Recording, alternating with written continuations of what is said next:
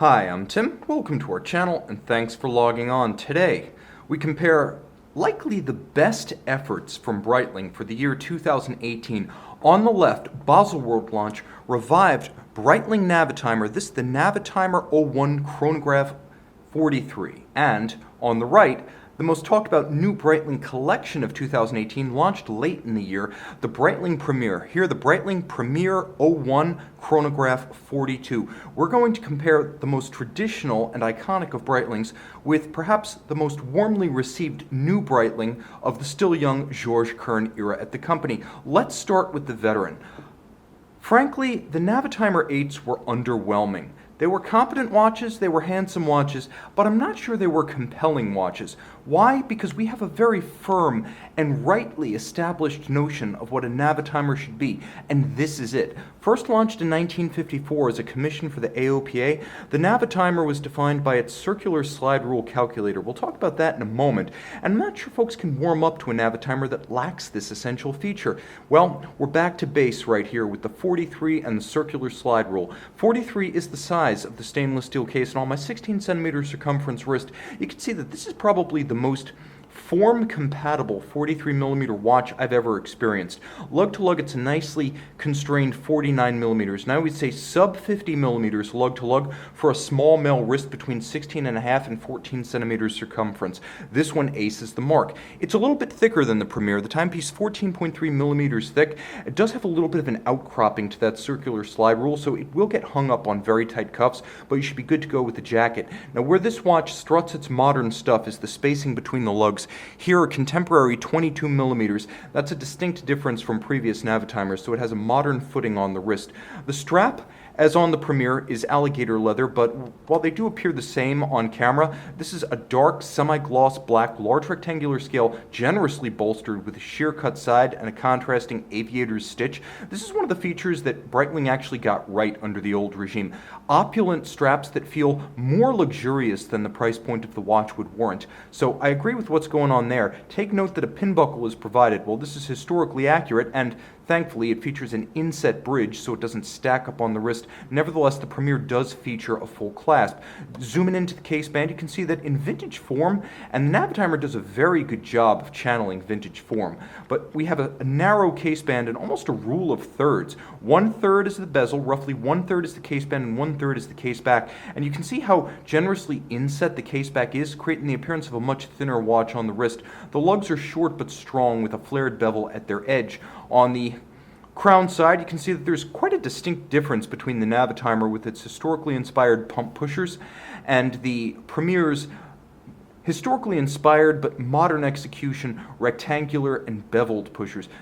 Don't mistake this for a pure modern effort. There is some mid-century modernism here, but it's not quite as vintage as the decidedly 1950s derived pump profile of the Navitimer right here. I'm also going to highlight the fact that the Premier has a very distinctive and bespoke crown with deep and sharp knurling that frankly I miss on the Navitimer. Circular slide rule, you can use it for multiplication, you can use it for division, it can also perform some root operations, but for the most part it's a multiplication and division tool. All applique indices and fully loomed. You're going to see this watch does put on a better show after dark than the Premier. The dial is rich, and the contrast between the black registers and the blue base is subtle and indicative of in-house calibers at the new Breitling. When you see tone-on-tone registers and dial, that is in-house caliber. Turn it all over and you can see the in-house caliber. Breitling caliber B01, 70-hour power reserve, column wheel vertical clutch, and you can actually see the column wheel apparatus at work inside the timepiece, and it is one of the most crisp and satisfying, positive, and I would even say brand-defining features of Breitling, and it's a beacon to the rest of the industry. This is how a chronograph should feel. COSC certified, Edicron fine regulation, very accurate, stop seconds, quick set date. 30 meters water resistant. Let's jump over to the Premier. Okay, the Premier is a different watch in every respect. Although it is superficially similar in size and mechanically quite similar. Nevertheless, it has an entirely different character on the wrist. The timepiece is 42 rather than 43, but lug to lug it's actually a bit broader. 49.7 versus 49 with the Navitimer. It's also slimmer, 13.8, and you'll find that with the sloped case flank rather than the cantilever of the Navitimer, this one will fit underneath a shirt cuff, not just a jacket. They're both 22 millimeters between the lugs, and you can see that here we have a similar large rectangular scale alligator leather, semi-gloss, sheer cut, contrasting stitch, but a full deployant clasp and not a friction fit either. Trigger release. This is important because the Premier actually costs less than the Navitimer, and in some respects it's more deluxe in its spec. You can see the beveled, polished, and satin finished rectangular pushers and that richly knurled sharp crown that's distinctive of the Premiers. It's one of the few crowns that I can recognize purely from touch. In the watch industry, that's not a common thing, but Breitling has done a good job of distinguishing the Premier. You'll also note that there is a bevel that wraps around the entirety of the lug rather than flaring out to a squared off end as on the Navitimer. It's a little bit more of an organic wrap that curves around the end of the lug and then diminishes about the mid case. You can see that the side of the case is thicker, and Breitling breaks this up with modernist strakes, like something you'd see on a Chrysler Airflow.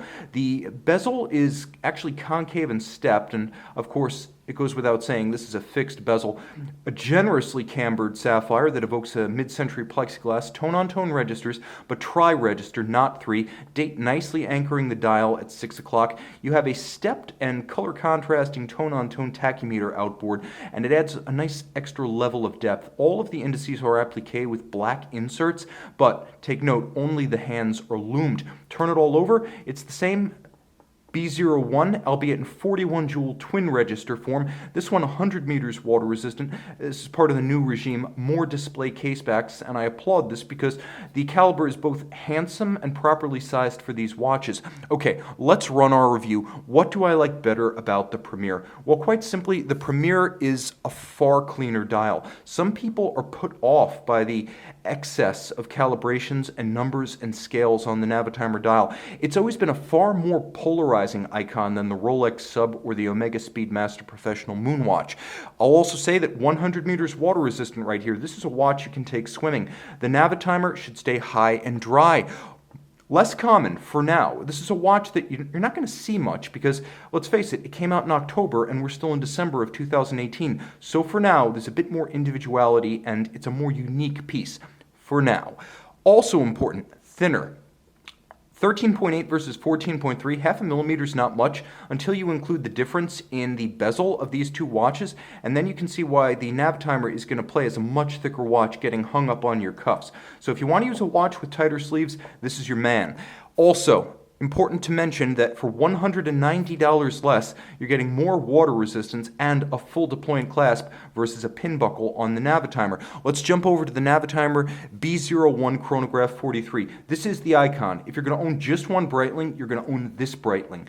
I feel that if you're going to compete with Rolex and Omega, you need an icon to hold your own against the Sub and the Moonwatch, and that's exactly what this is. This takes you right back to the original 1954 AOPA Breitling Navitimers, and it does so with panache. Also important, a tri-register chronograph. If you do use your chronograph, you might find that the ability to measure hours is something that you require and appreciate. Also, the bezel, while perhaps a bit too busy for some, is a useful and handy calculator. So for everything from a backup aviation calculator to calculating the tip at a restaurant and putting your friends and their iPhones to shame, this is still a very useful value-added function. And finally, in terms of usability, both watches are fairly legible by day, though I'll give the edge to this particular Premier over this particular Navitimer 01 dial. But take note, all of the indices here are loomed, whereas on the Premier, not the case.